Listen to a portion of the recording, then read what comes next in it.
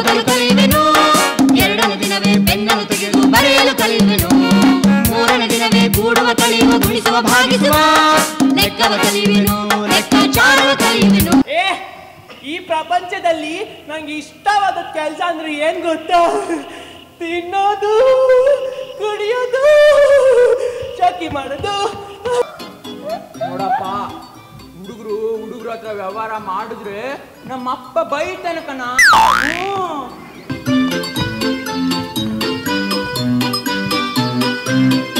ಬಲ ಬಲ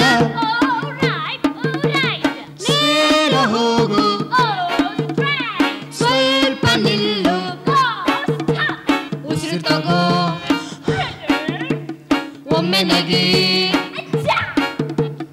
ಆರಾಮ್ ನಿಲ್ಲು.